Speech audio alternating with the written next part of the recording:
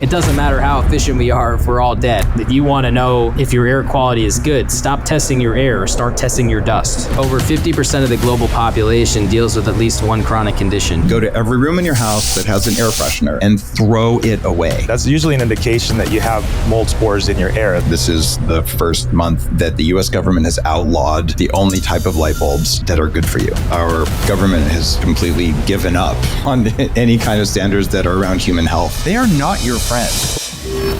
You're listening to the Human Upgrade with Dave Asprey.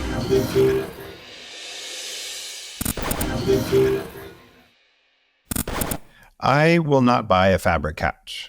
And there's a couple of reasons for that. One is you usually breathe a lot more of whatever foam is in there. The other one is it's a huge dust cloud and there's usually flame retardant. Leather couches are the way to go because you can wipe dust off leather. And when you jump on a leather couch, you don't see a cloud of dust unless you just didn't dust it with a cloth. So for air quality, that and carpet seem like the worst things you could ever have in your house if you wanted to live a long time. Am I off base on that? No, you're not off base at all. I mean, I purposely don't have wall-to-wall carpets anywhere. If I ever get carpets, I get small little area rugs as a decoration, and I try to get ones that are washable, just to make the cleaning process as easy as possible. I also don't have these long threads where it just acts like a sponge. You got to start making these decisions, like you said. Leather couches that you can clean, less fabric, less carpeting. This is going to help with our air quality in our home. And if you want to get really sick really fast, go to a thrift store and buy a fabric couch. The chances of that being moldy are like 99%. I would agree. Okay. So the big takeaway so far is that if you've had mold in your house, even if you had the drywall taken out and all of that, that you need to go through and micro clean everything, I'm assuming with a HEPA vacuum cleaner. HEPA vacuum cleaner, microfiber towels, and, like botanical solutions are probably the best thing to do, to wipe things away. Like Ecos, probably. Ecos is great. There's so many products out there, it's hard to keep track of, but any botanical disinfectant that you like is going to be sufficient to remove the byproducts of mold. I think it's also a good habit to have a dust cover on your mattress, one that's waterproof. Yeah. That way you're not going to be getting dust. And if your mattress may have had some stuff on it, you're isolated from it. And I've done that for many years. It's less likely to get damaged in a moldy environment, and it's less likely to cause damage to you if it has mold on it. Is that good advice? Oh yeah, I just literally made that same recommendation to one of my clients earlier today. I mean, Okay. I think it's protecting your mattresses is a sound investment. What percentage of illness do you think is caused by environmental air factors? Really great question. So according to the Cleveland Clinic, disease is caused by 4 major contributors: viruses, parasites, bacteria, and fungi, which obviously part of mold is part of fungi. It's interesting because over 50% of the global population deals with at least one chronic condition. So that is astounding. 80% of the homes in the U.S., based upon a study done by John Spengler in 1994, had a history of, 50% had a history of water damage. 80% of those had a history of mold. So that tells you that, if I'm looking on my street right now, every other house at a minimum has mold. And that's alarming. So if we start to add all these statistics together with 20,000 breaths per day, I mean, I have to think that at least 50% of the global population is dealing with environmental toxins and is suffering because of it. It's not just mold, though, because I promised listeners that we were going to talk about air quality in general. Formaldehyde is an issue. My former wife trained at medical school on cadavers, and she breathed so much formaldehyde that she got sensitized to it, probably via mast cells, come to think of it. And from then on, whenever we would go somewhere that had high levels of formaldehyde, like a mobile home or something, or an RV, she would just get severe reactions, like disabling reactions, like drops in blood pressure and stuff like that, just from formaldehyde. Tell me about formaldehyde or other VOCs and other toxins that are in homes and in home air specifically. Yeah, so formaldehyde's a big one, mainly because everything that we buy these days comes to our house in 2 days. We have no idea where it came from. And a lot of the countries that we buy these products from don't really regulate formaldehyde nearly as much as, let's say, Canada, for example. And so a lot of our stuff contains high levels of formaldehyde that perpetually off gas into our environment, essentially creating these tiny particles that we breathe in with every breath that we take. And this is everything from baby furniture to, wood floors, you name it. So all of the stuff we fill our house with, unless you specifically know to get formaldehyde-free versions of things, you're going to have it. I'm pretty sure even there's formaldehyde in the magic eraser. This is the kind of breath that we have here. And it can create a lot of issues. I mean, I once saw this woman, which was in Brooklyn, New York, or Queens or something to that effect. And she had literally red skin, head to toe, crazy rashes and stuff. And we found just crazy levels of formaldehyde in her place. You also have VOCs. That's another, it's like almost like the cousin of formaldehyde, because if it doesn't have formaldehyde, it's probably got some other VOCs you don't want. And that's a volatile organic compound. What are other examples people have heard of? Okay, so with volatile organic compounds, probably the best thing to register this would be when you paint. So you paint a room, right? That smell that you're smelling is actually the VOCs that are coming off the wall as it cures. There's anything with adhesives, bonding agents is going to have VOCs. So you got a brand new vanity from, some store yesterday and you're installing that. Well, they're going to have adhesives that glue it all together that could be off-gassing for a while. Caulking, silicone, things that we use inside of our homes all the time can contain high levels of VOCs.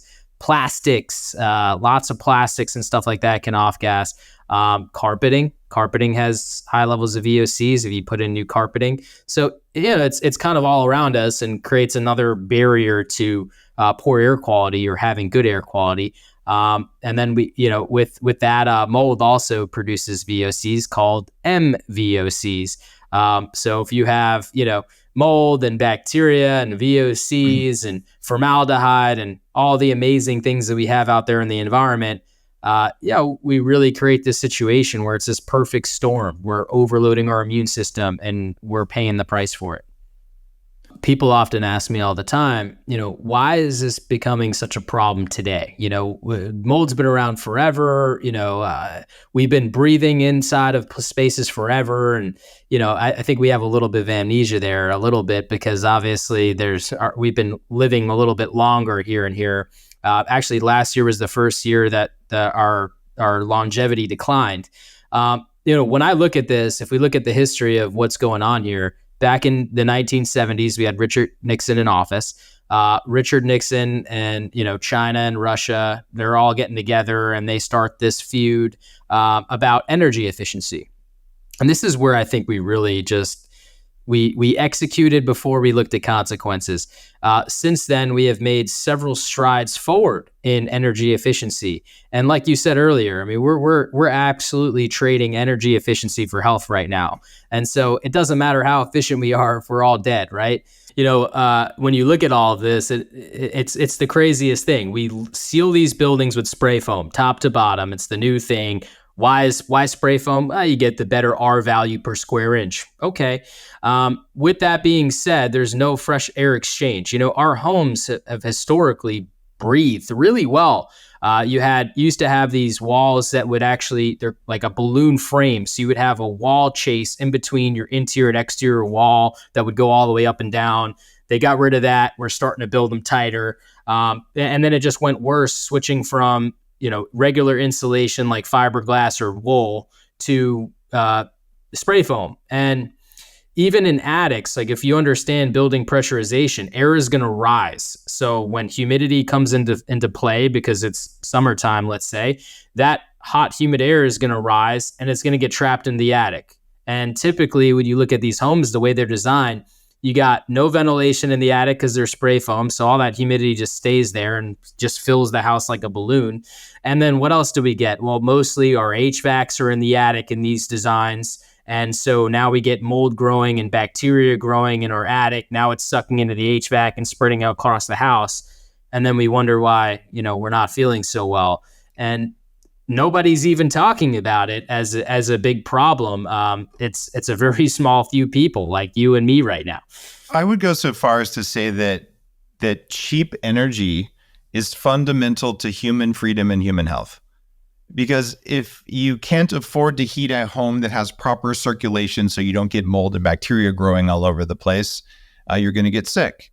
And when we talk about freedom, if you're sick, you have no freedom. And if energy is so expensive that you can't drive to the store, then you have to walk to the store and you just lost your entire day. So I'm a huge fan of whatever is going to give us energy. And I don't actually care that much about carbon dioxide because I know we can hack carbon dioxide. All we have to do is restore cows and soil and forests. It's just not useful to build a home that has a slightly lower bill to the electric company, but you're literally talking about tens of thousands of dollars that are going to go towards healthcare as a result of that. It just doesn't make any sense, but people haven't seen the connection yet. Totally. I'm all about reducing chemical poisoning, and we have to do that far ahead of fixing the CO2 problem. CO2 is long-term. Right now, they are spraying poisons in your home and on your food, and they're putting it into the walls of your home, and it's growing there from mold. That matters right now. And if we ignore that for the long-term goal, you have to ask who's directing that, because it doesn't make any sense. It doesn't make any sense. It's trading one thing for another that we just can't afford to trade. What do we do about VOCs in our homes? So, I have around the house a bunch of air filters with charcoal in them that are HEPA and some ionizers and some other various random air filters. I'm kind of an air filter fetishist at this point. I live in a 70-year-old home too. So what works best? When people do like remodels and they're really sensitive to VOCs and they just couldn't afford to use like VOC-free alternatives and things of that nature, we recommend baking out the house, it's called, where you actually just heat up the house, which is going to help these VOCs dissipate faster. And then, like you said, carbon filtration is great at trapping VOCs into the carbon filters. So it's kind of that process of exchanging the air, heating up the house, and then carbon filtration. The good news is over time that these VOCs will lessen, but unfortunately it could take years for them to fully off-gas. So you have to keep that in mind, do everything you can, get a lot of air exchange, and certainly these tighter buildings are not helping. There's a good little tidbit that I found on the EPA's website in an article for should I use bleach? And the EPA says no, because the object shouldn't be to kill mold. Even dead mold may cause an allergic reaction in some. Now, of course they use the word allergic instead of what they really should say, but at least they kind of preface that with the objective should never be to kill it, because the truth is we don't really know what happens as you break down a particle into smaller fragments. I think one thing we do know is when you kill something, like you kill a weed in your backyard, what does it do? It shrivels up, it dies, but there's still evidence that there was something there. And you ever watch a CSI crime scene, right? Somebody gets killed. Well, there's still a body there, right? There's still something always left behind. And when we're talking about microorganisms, we don't really understand yet what these particles left behind can really do to us, and if it's part of the overall health problem that we're experiencing, because obviously we have homes that have water damage and maybe it dries up, maybe the problem's resolved, maybe the mold dies off and breaks into smaller fragments. And we're still seeing that affect people. So we just want to be cautious about that aspect. We do. And it sounds like your mega point here is you really, if you've had mold, you really, really, really need to clean exceptionally well because it is like a chemical waste site, and probably air filters as well to keep the dust down. I find dust in my air filters all the time. Like, I don't know what the heck it all comes from, but it's always there. So I open up my air filter and God, look at that. So other than those two things, wet mopping and things like that, what else do you do for cleaning? Well, let me kind of make a step-by-step process for you that I think will be very helpful. Okay. Your house is water damage. You're going to open up these wet walls. You're going to find living organisms like mold and bacteria. You're going to remove those. That would be considered the traditional remediation process. But then beyond that, what's not included in the traditional remediation process is all of the particles that have been created over the time, however long that mold or bacteria has been there. And so now you want to look at my HVAC system, right? Because that stuff is going to be drawn into your HVAC system. I hate to break it to you guys, but those filters that you buy at Home Depot or Lowe's, they are not efficient enough to remove something as small as mold or bacteria. And so all that stuff is getting in. Should I buy a different kind of filter? Is there a special name to look for? Yes. So the highest efficient filter that you can get in today is MERV 16. Ones that you get at Home Depot are probably MERV 8 to MERV 12 or something to that effect. MERV 16 can remove as small as 7 nanometers in particle size. So now we're getting into some viruses and things of that nature, which are obviously much, much smaller than mold, toxins, bacteria. That's really what we want to start moving forward to. Now, they've put that technology more in commercial buildings as of late, but there are residential products that you can get, but people don't know about them. That's a fantastic piece of advice. Get a MERV 16 filter. This is something you can do for what, like $100 or something? I wish, because a MERV 16 filter has to be pretty thick. They're going to cost probably anywhere between, $1,500 and $2,500. Because Jesus Christ, seriously, $2,500 for a house? Well, let me break this down. It's not like a filter that you throw away every month, right? This is something that gets installed into the return duct. The biggest challenge that they had in engineering something like MERV 16 is if you filter out tiny particles and you have thicker filters to do that, you obviously have to you have to do that without restricting the airflow, or you're going to freeze your coil and have all these other HVAC problems. So it's got different chambers that kind of the air goes through that gets filtered as it goes. That's the only way to really make this work. And it also has to be electrically charged. So you're talking about like, it almost looks like a 1996, computer modem that slides into your return duct. And then as you change your filter, which by the way, you only change about every 1.5 to 3 years, then you have it's a big, probably 1 foot by 3 feet filter that you're kind of sliding in and out. I'm looking online. I'm seeing, Linux MERV 16 replacement filter, 16 inch by 25 inch by 5 inch for $142. Is that not good enough? Well, that's the replacement filter, but you need first the starter kit that installs it into the unit to be able to. So it's a furnace upgrade, a one-time furnace upgrade. After that, or a furnace intake upgrade. After that, you end up with exactly filters. Yeah, and even if you get the top of the line, you need at $2,500 a pop, right? Think about it from this perspective. You're protecting something that's worth 15, 20 grand, and once that gets contaminated, if you ever look at an evaporator coil, it's like 1 million pieces of metal welded together. Cleaning that thing is very difficult to do. And so protecting that to have really optimal air quality is a sound investment.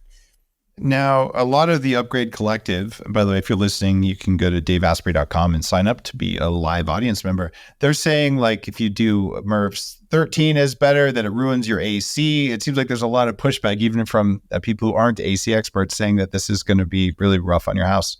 True? Yeah. It's so this particular unit that I know of is a MERV 16 unit that has the pressure drop of a MERV 8. So for those that are talking about MERV 13 filtration, yes, MERV 13 is obviously more restrictive than a MERV 8.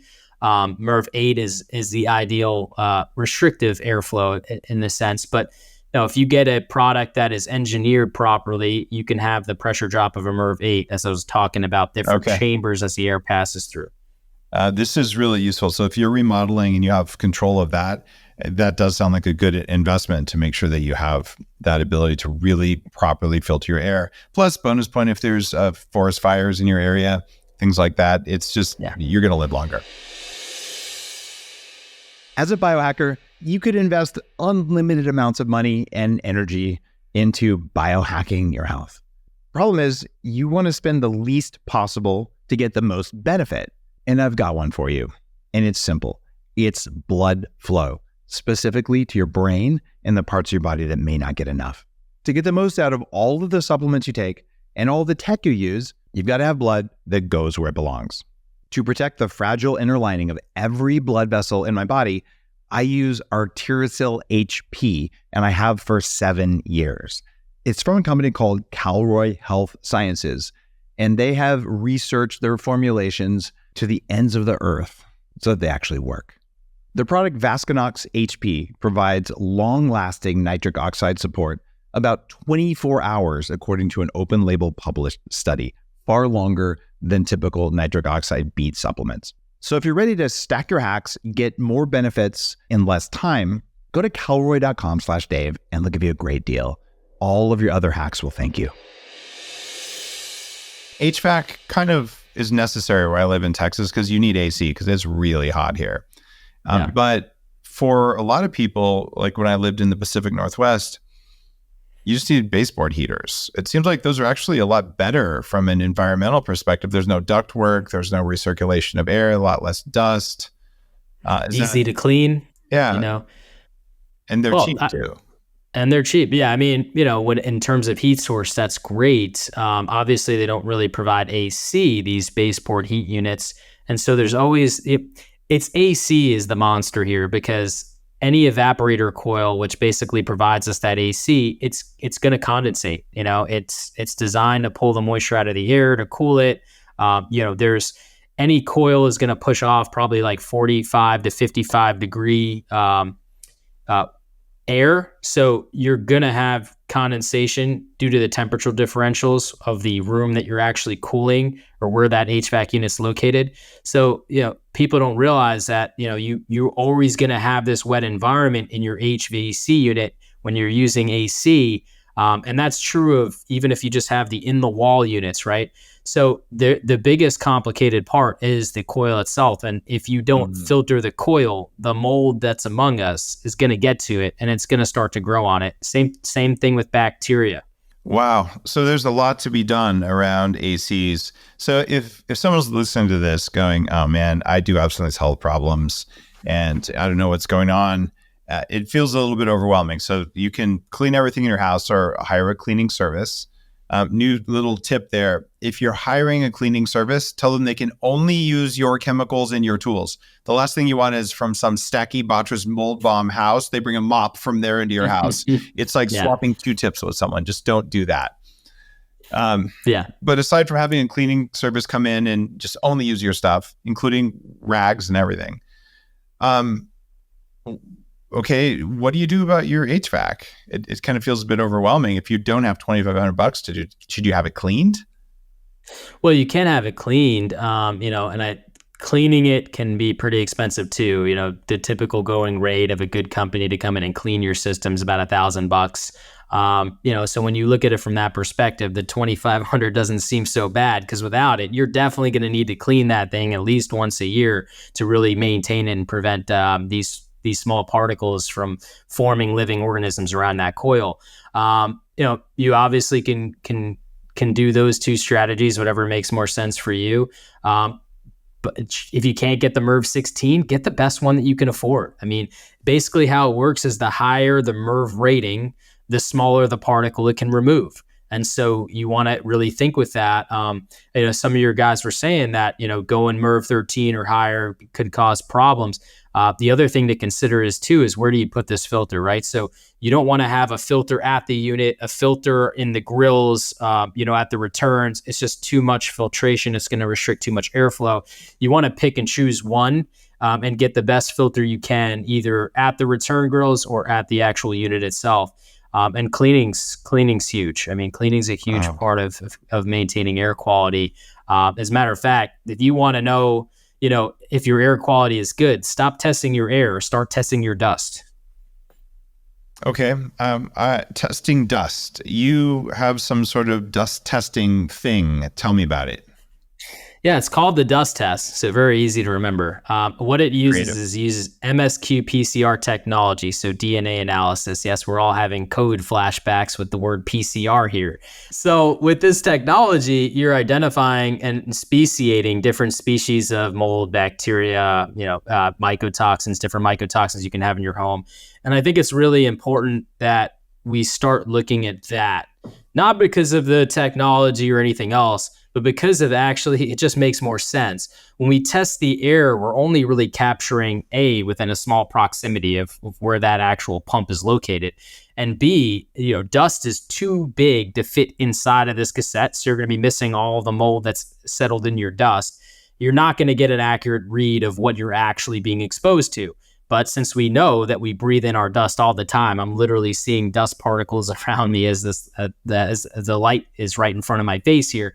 No, it's a problem. And if we test our dust, we will more than likely find what we're being exposed to. And if it's abnormal, then we will by doing air tests. Wow. Okay. And I think there's a case for air tests. There's a case for a dust test. And you said you developed it. I know that your book and all of your stuff about what you do just for the resources for cleaning and all that is at themichaelrubino.com. Do you have links to your dust test thing there as well? Yeah, so you can go to thedusttest.com, okay. or you can go on the michaelrubino.com, check that out. I didn't develop the technology. It's existing technology that's been around. But I did develop the ability to bring it to market for consumers so they can do their own at-home testing instead of, because most labs, they sell to professionals. You need professionals to come in and do it. And it's just too costly for folks, trying to get more direct to consumer so that people can buy the test, do it themselves, get the data they need. And we partnered with EMSL, the largest environmental lab in the US, to do it. Got it. It's kind of funny. For a long time, if you wanted to do a lab test to find out what's going on in your body, you had to go into a doctor's office and pay for a visit, even though you didn't really want to. You're like, I just wanted my vitamin D levels. Thank you very much. No, I have to decide whether I'm going to allow you to have your vitamin D levels. And it's like, stop it. And I think there was some of that going on with the home environmental lab testing. I believe that you have a fundamental right to use any technology you want to know anything that we can discover about your environment or about your home. And anyone who tries to get in your way of doing that, they are not your friend. Like totally. They have an economic interest in making you do more work than you want to do. And I'm lazy. And I embrace my strategic laziness. By the way, guys, my new book is going to tell you why you're lazy too and why that's a good thing for motivating yourself to do things better. But nonetheless, no. So thank you for making it so I can buy what formerly I had to spend a lot of money to have someone come out and swab some dust that I could swab myself. I think that's really cool. Well, that's it. I mean, we need information. We need to be empowered to make decisions and make the right decisions. And it should be based on data. Yeah, it shouldn't just be some guy coming into your home and saying your home looks fine or, this is a problem. Let's rip all the walls down. I mean, you should know the information that can tell you what's the best course of action to make my environment safe and healthy for myself and my family. And so, I think creating products that put that information into people's hands is a vital thing to do. My biggest takeaway here is to upgrade the filters on my furnace and to double down on dusting and cleaning and like HEPA vacuuming book spines and all that, and just to keep the dust down no matter what it takes. And tons of tips and tricks in here. Thank you so much. Do you worry about CO2 levels in your houses? That's a really good point you bring up. And I want to make it clear that a green building does not equal healthy building. Not even a little bit. I wish it did. That would be great. But unfortunately, we can't have both of those things at the same time because it does take extra energy from some of these systems. Back in the 80s, 90s, they made a lot of these homes super airtight in an efficiency goal to try to lower carbon reduction. But the problem with that is when we made these airtight homes is we forgot to let them breathe. Now, in a commercial building, it's required to have so much CFM per hour of air exchange. But in a residential home, that's not required by code. And so unless you specifically ask for that or install an energy recovery ventilator, a heat recovery ventilator, a fresh air system, your home is not breathing. And that's where we start to see a lot of these problems. Because when we have a mold problem, now it's amplified because we're not getting fresh air in to flush that out. Also, the CO2 levels are going up. Any of the VOCs or the chemicals that are off gassing are starting to now build up in the home. And so to ventilate the home, to bring fresh air, and now we have to either heat it or cool it. And that does increase energy costs. It's a tough call. So if you seal the house, then you're going to get a terrarium where mold grows, but you'll spend less on heating and cooling. Or you move air from the outside in, you filter it carefully, and you recirculate some of the air through a HEPA air filter. But to do that, it takes more electricity and it costs more to build the building. Does this mean that people should move into big residential apartment buildings because there are codes that require that?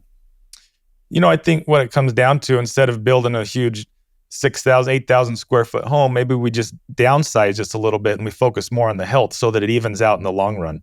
Because ultimately, like you said, it is more important that we are healthy and that our brains are thinking properly, especially these days. It is so important that all of us are top notch on our game with our thinking. And if we're not living in a healthy building, that's not going to happen. So to me, that's probably the most important thing that we can focus on. Okay. So I agree with you. It's better to have a smaller place with high quality air and low volatility outgassing furnishings. So I focus on quality over quantity for living space. And if you're lucky, you can get some of both. But truthfully, I would rather have 1,000 square foot home that was clean than a 4,000 square foot house where we had to cut corners and paint it with things that make you just tax your system all the time with some mold in the ceiling and all of that. So it is very important that you're comfortable in your home, but maybe it's not a size issue. What besides mold are the top 5 pollutants indoors for people today? So yeah, mold I would say is number one. Second, I would say is EMF exposure. We have so much technology around us, the Wi-Fi, the Bluetooth, the computers, the laptops, the cell phones, and now 5G outside. But our technology is going through the roof, and a lot of it now is wireless. So that exposure, I would say, would be the second leading cause of the illness and stressors on the body. Then after that, I would say would be the chemicals that we're bringing into our house, the personal care products, the cleaning products. If you're still using the fragrances, the plugins, that's not a good idea. What you're building your home with, the off-gassing, the formaldehydes, those are probably third in line. Then I would say probably water quality. There's not very much water in the United States that you can drink out of the tap safely, or at least that I would drink after doing thousands of tests. Highly recommend filtering your water. And that also goes to what you're bathing and showering in, because you can absorb just as much that way as you can drinking. So those, and then I would say air quality just in general, focus on the particulates, the things that we're breathing in. Smoke season, East Coast got hit pretty hard this year with the fires, which they normally don't. West Coast usually gets it. We've actually been pretty lucky out here this year. But those are probably the 5 main things that we focus on that we see in the environment affecting us. All right. So I'm surprised. EMFs are the second thing after mold. So you look for mold, then you look for EMFs, and then you look at general things like water quality and air quality and chemicals. So how do you know if you have mold in your home? So mold needs water to grow. So if you've ever had any water damage, any water leaks, any flooding, if you got a 5-year-old that loves to play in the bathtub and turn it into a swimming pool every night, this is the kind of things that we look for. Also looking for bubbling in the walls, expanding, just things that don't look right, looking underneath your sinks. A big trick I like to do is go into the toilet and lift up the toilet tank, and you can see if there's any kind of mold growing in there. That's usually an indication that you have mold spores in your air. It's like a perfect petri dish in your house. Also, if you're going into your house and you don't feel very good, and then you go on vacation or you go hiking or you go out to the beach and you feel great, and then you go back to your home and you feel horrible, that's a really big red flag that you got something going on. I wish I could hear you say that twice, because so many people say, "Oh, I'm not stressed, I'm on vacation." It's like, no, you're in a different environment and your environment is making you weak, but you don't know. You haven't learned to recognize the pattern yet. When people have mold, it increases their sensitivity to EMFs. It increases their sensitivity to formaldehyde, to all the other fragrances. It can actually cause MCS, which is when you're sensitive to chemicals. I've had that since I was a teenager because I grew up in a basement with toxic mold, and I would just hold my breath walking down the like the fabric softener aisle at the grocery store because I would just get dizzy and it would smell really bad. I saw an interesting statistic.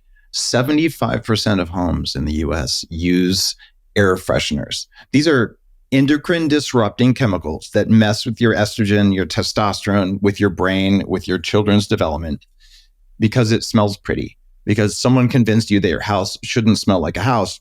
Or even worse, you're using it to cover up the musty smell, which is caused by toxic mold. So one of the things you could do right now as you're listening to this show is you could go into your car, you take those dumb little pine tree things, throw them away and never buy another one. And then go to every room in your house that has an air freshener and throw it away. And if you were to do that, you say, but I might smell something. Yes, that would be your house. If it smells bad, you should clean it or get an air freshener get an air filter.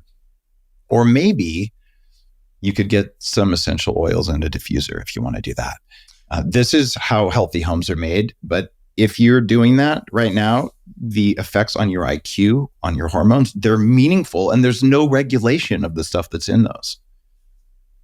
Yeah, there's a point I want to make. If it's one takeaway from this is that clean does not have a smell. If you go into a house and it smells, it's usually because of a biological, a chemical, or some sort of particulate. So if you smell something, we need to address it. Like you mentioned, a lot of times we'll have a biological smell. Maybe it's pet urine, maybe it's a little mold. And then we want to go and cover that up with an air filter, which now is a chemical. And now we're adding a third. An air freshener. An air filter will get it out of the air. An air freshener will mask it. I use them backwards. For clarifying that. Yeah. The air. Yep. So, the Glade plugins and stuff, the chemical stuff, that's what we're talking about, or candles, And so we try to strive for no smell, a neutral smell into a house so that when we walk into a home, when we're done with it, it should not have a smell.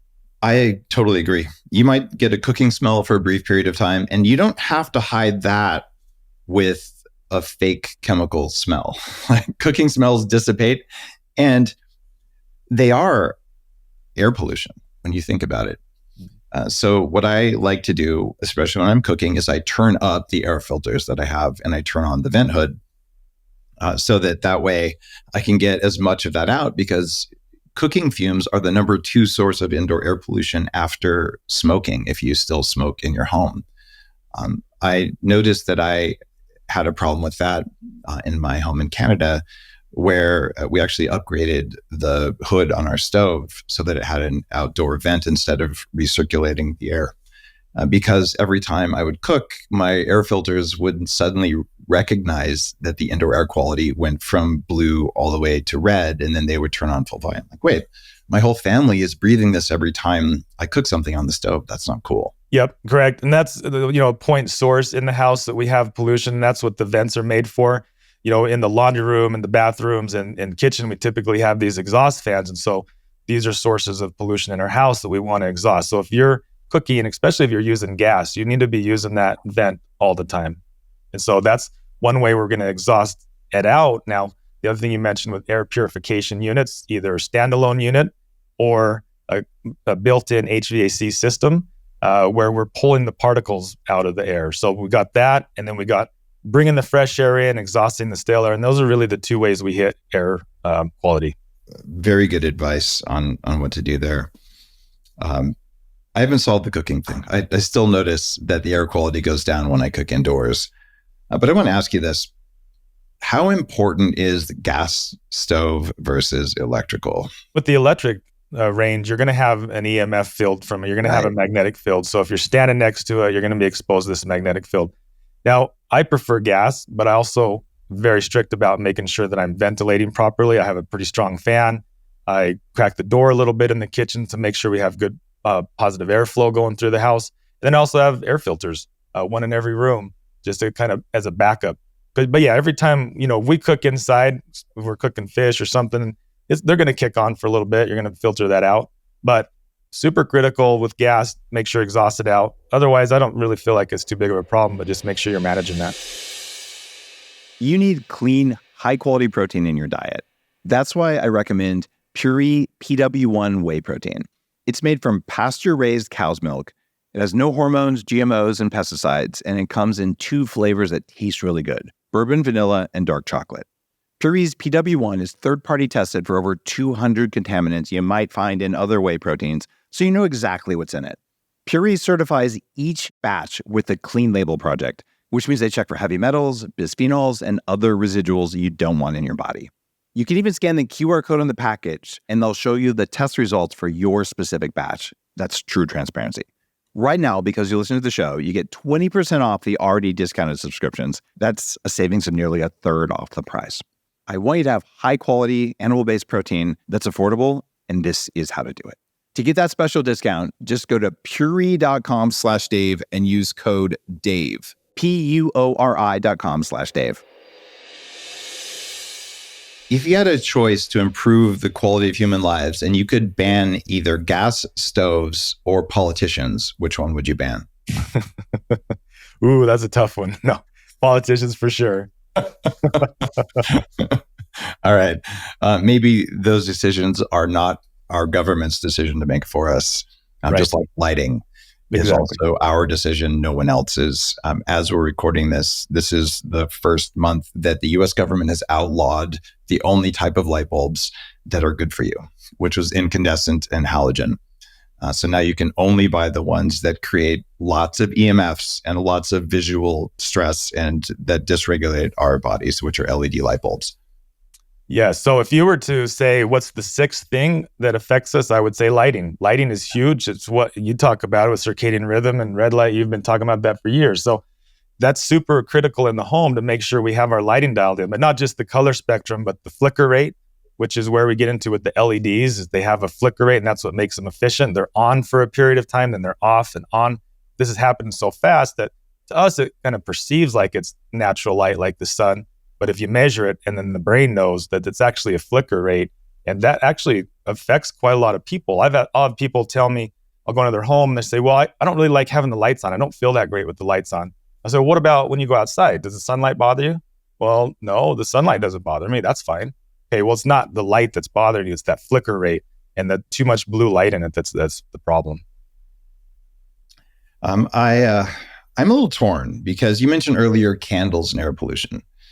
And I would rather have candlelight than LED light in the evenings because LED light is so disruptive. I can see the flicker. A lot of people can't see it. I have a very fast brain. And it's just not good for you. And I know what it does to my sleep. Why are candles bad?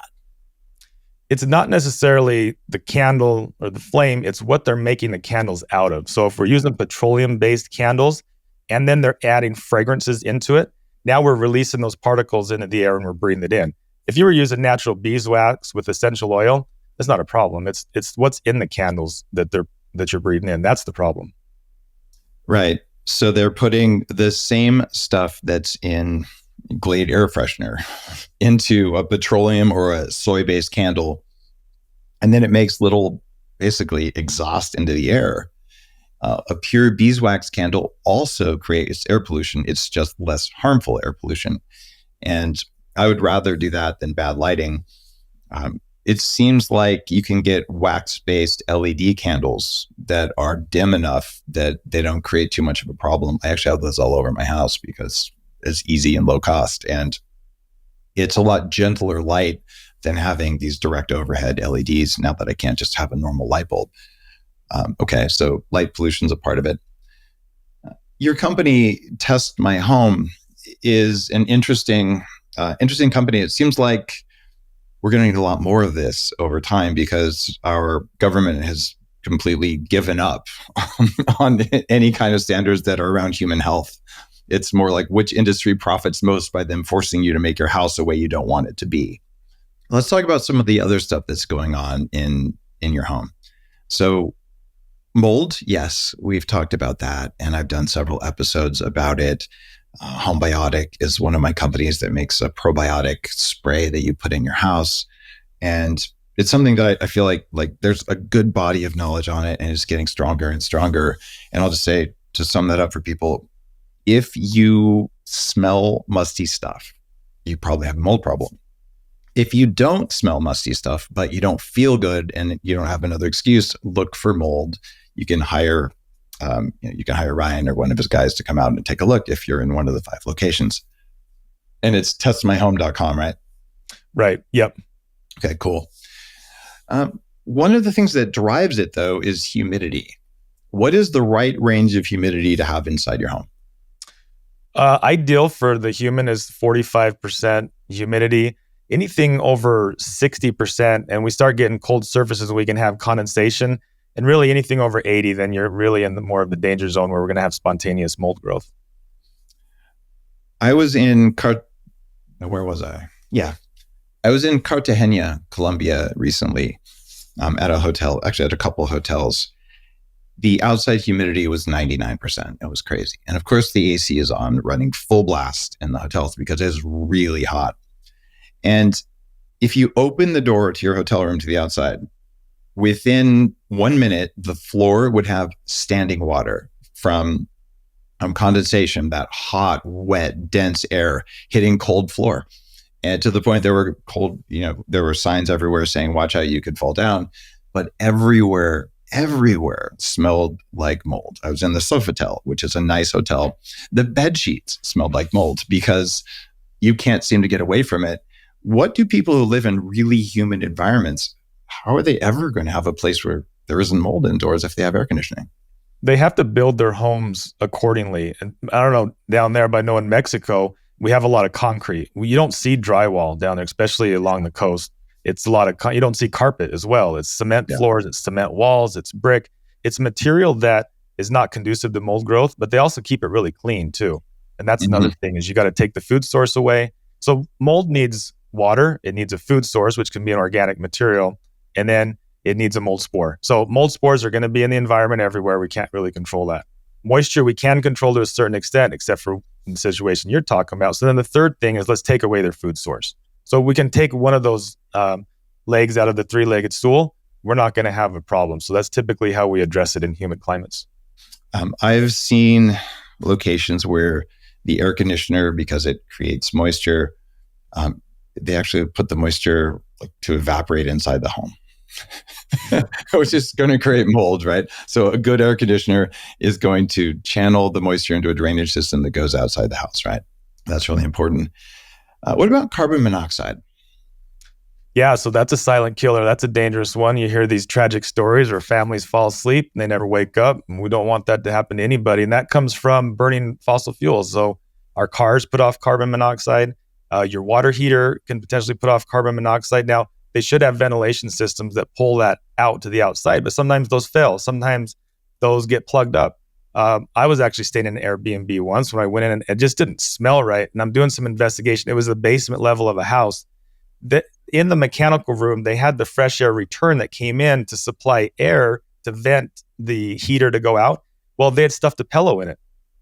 So I called the guy up. I said, what's going on? Why is there? He's like, oh, well, that blows cold air in the wintertime. So we plug that up. So, save some energy. Well, I said, that's your fresh air intake system, which provides the ventilation for your water heater. That's super critical to have that. And, taught him a little lesson about that. But it's really important that we check these systems and check the ventilation on them and make sure that they're out ventilating properly. And there's carbon monoxide meters that you can buy that I would recommend put next to any gas appliance that you have in your house, because heaven forbid anything horrible happen like that to you. So that's especially in your bedrooms. Yep. And I've known a large number of people who've been poisoned by toxic mold in their homes, but I have a few other friends who were poisoned by carbon monoxide, where chronic exposure over long periods of time, not enough to kill you outright, but enough to just weaken you. It can create long-term effects and it's hard to heal from. So this is a $50 problem. You get a carbon monoxide detector, you have it running in the house. A lot of modern smoke detectors do that as well. Then And I want to point something out with that, because they'll talking about will measure down to about 400 parts per million. So they're set to save your life, but they're not the long-term chronic illness that you're talking about. Oh, really? We want exposure levels less than 1 parts per million.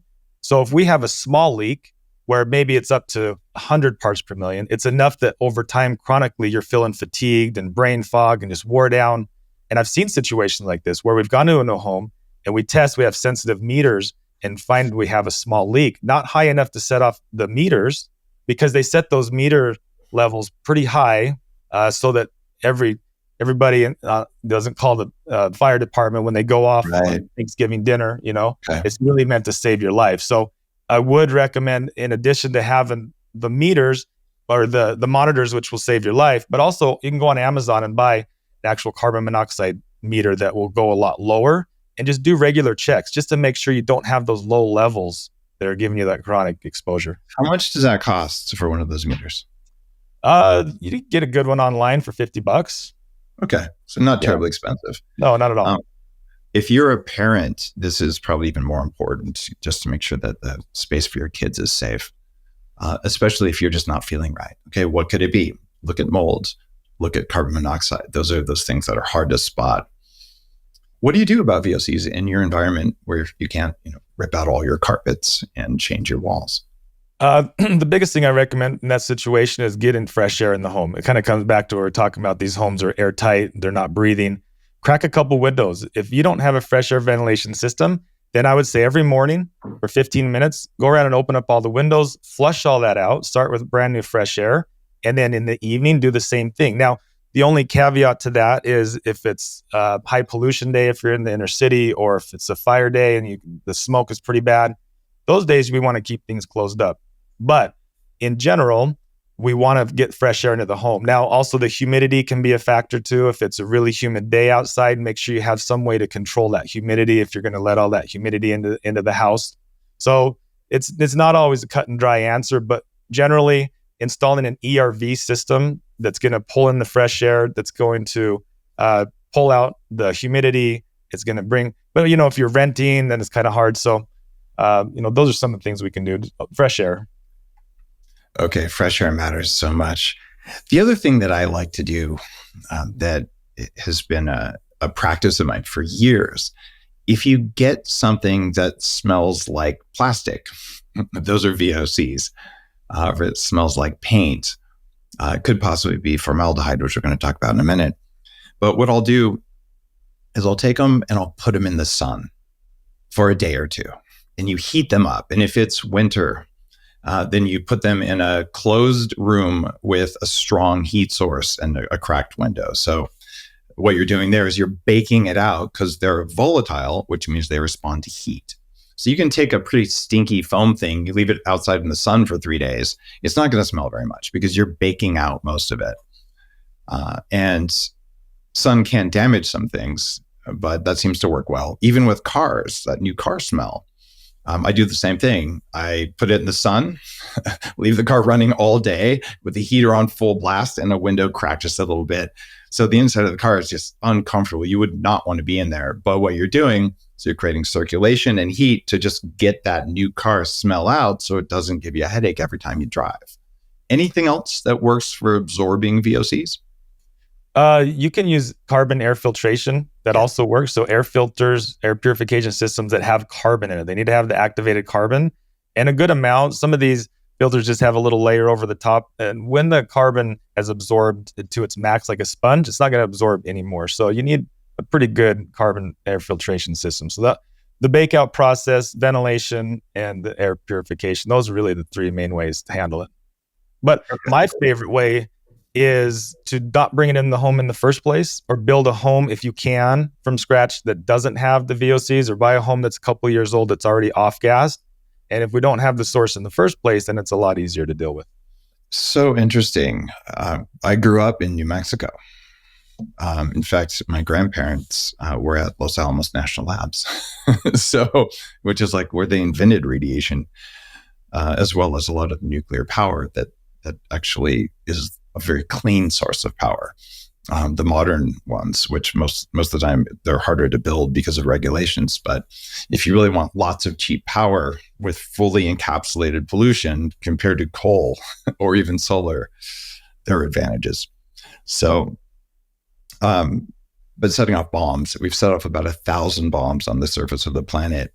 And it's so weird how the mindset from the 40s and 50s was basically, oh yeah, let's set off a bomb in the middle of the ocean, an atomic bomb. Like, what could go wrong? Well, I don't know. There's a lot of animals throughout the ocean that are going to get a shock wave and you're going to kill them all. But it was almost like complete lack of understanding that we're part of the system.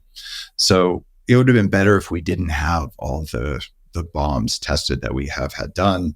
Since that radiation is left over, is there anything we can do to make sure that we don't have it in our homes? And that brings up a good point I want to talk about is cleanliness of the home is super important. That will negate a lot of these issues. De-dusting your home, regular cleaning, at least wiping down the surfaces weekly, including floors, countertops, because a lot of the stuff is going to build up in the dust. These particles are going to end up in the dust. And when we measure dust in homes, it's typically made up of dead skin cells, insect parts, insect feces, mold particles, bacteria, pesticides, herbicides, and of course, it could have dust in it from fallout or other chemicals from the outside that's getting in as well. So doing a really thorough cleaning of the house is probably one of the biggest biohacks you can do. Keep a clean home. I can't say enough about that. Got it. So it comes down to the annoying stuff, cleaning your home. Yeah. What is the ideal cleaning frequency? I would say at least weekly going through. I'm a little bit more of a clean freak just because of all the testing and the nasty stuff that I see, and I know what's in the air and in the dust. So I'm pretty, you saw, I got air filters in every room, and we have a cleaning crew that comes in once a week and they wipe down every surface. So I don't think you need to do much more than that, but at least a good weekly wipe down. Yeah, it's a pain in the ass to do, but it's worth it. I have an air filter in every room, and you can see how much dust those things pick up. You look in the filter, you're like, my God, that would have been on a surface, or I would have been breathing it. And anything new, like new clothes or new sheets or towels, whatever, anything I buy, new things, gets washed before I do it. There's proper ventilation for the dryer, because dryer exhaust puts a lot of small particulate plastic into the air. It's a big deal. Talk to me about noise pollution and why you include that in what you test. So this is actually one of my favorite topics. People don't think about noise as a stressor, as a pollution, but it absolutely is. Think about a dog barking at 4 a.m. or someone else's baby crying, or think about your least favorite type of music playing at the park when you're trying to enjoy yourself. These are causing stressors on the body. And so we have subharmonic frequencies that we can't hear that can affect our body. We can have, for example, let's say the refrigerator motor. Every time it kicks on, it makes this whining sound. Or the HVAC system has a leak in it. It has a high-pitched frequency that goes on. Long-term, day in and out, these things can truly affect the body and provide stress on the body. Now, The flip side to that, think about your favorite song. I have a couple favorite songs that I love to listen to that just put me in the right mood every single time. And so music and auditory responses to the body are definitely very powerful. I just started doing this. It's called New Calm, I think, but you put it on and it's helps soothe the body. Mm-hmm. But there's a lot of things like that, meditation, and it's all stimulated with the sound. So I think we like you said, we underestimate the sound a lot. Talk to me about all the stuff you're tracking. So 8 Sleep, you guys make a mattress. You make a sleep pad that has some cooling tech, but you've got quite a bit of sensors in there. So walk listeners through the kind of data you're looking at that you're feeding into the AI models so we can learn how to sleep better from robots. Yeah. So our hero product is really the cover right now. That is the largest part of our sales. And so it's a cover that you can install onto any mattress. And it does 2 things. On one side, it will change the temperature of each side of the bed based on your biometrics, and you will get better sleep, and I can share more data. And the other thing is tracking everything about your biometrics. So let's start with the tracking. So we reached 99% accuracy at tracking your heart rate and your HRV compared to a medical grade ECG. If you think of that for a second, 99% accuracy without wearing anything, you just go to bed as you did for the rest of your life, and this device has that level of accuracy. It's pretty insane. How are you doing that? Is that just microphones embedded in the cover, or what is it? No, it's the technicality, the technology is ballistocardiography. So you're substantially sleeping on a stethoscope that you don't feel, right? It's a microfilm as a sensor, and is picking up vibrations. And so it's really like when the doctor puts a stethoscope on your back and can pick and detect everything about your heart rate and your respiration. We do the same, but with AI, machine learning, And then we stream the data to the cloud where our algos are able to identify heart rate, respiration, and sleep stages. So your mattress cover, the 8 Sleep, I guess it's hard to call it a device, but it's the pad. If I tap my finger on it, you would know, like on a touch screen, that that's where I was touching. Yeah, if you just hit the floor, we could see the vibration from the floor to give you a sense of how sensible. It's like an earthquake detector on your mattress. Exactly. But the idea here is that you can detect the smallest of movements. And as a former entrepreneur in the wearable space, just getting heart rate from the wrist the way your Apple Watch does today, that was really hard a while ago because of all these artifacts, but we didn't have machine learning algorithms. We had to kind of make them up ourselves. And what you're doing is you're taking what would be a big jumble of data, covers moving and, who knows what other like sounds from the city even you're going to be picking up, right? And your AI model filters that out and then is able to get 99% accurate as a wearable. You said ECG, not EKG though, right? No, both, even EKG. So compared to an EKG, we are 99% as accurate as the EKG. And so you can detect arrhythmias and things like that? Yeah. If you forget the legalese, right, we cannot tell you have arrhythmia. We are not FDA approved, so we are not a medical device. But if you ask me what we can see in the back end, we can see cardiovascular diseases. And you wear nothing. And we have 100% retention, right? Once you install this product, you keep using it. It's not like a wearable that you need to charge it. It's always there. So maybe you don't have a cardiovascular disease today, but you might have it in 2 years. And if we do our job well, we can help you. Because of law, what we cannot do is, for now, we cannot diagnose any medical condition right now. Can you tell me to call my doctor and look, or say you have signs maybe of this? So we can show you a graph, right? That is what we can do. And you start saying there is something wrong, right? Which is almost becoming even a moral problem at a certain point, because our machine learning will know that you might have a certain medical condition, but we are not an FDA approved device yet. And so we cannot tell you. And another thing that will be interesting for you is this for cardiovascular problems, right? Yep. Then we are reaching 99% accuracy at respiration, which means we will be able to detect snoring and sleep apnea as well. We already see it in the back end and same legal issues. So it's just a matter of getting the FDA approval. Snoring, fortunately, isn't a medical condition. You can report on snoring.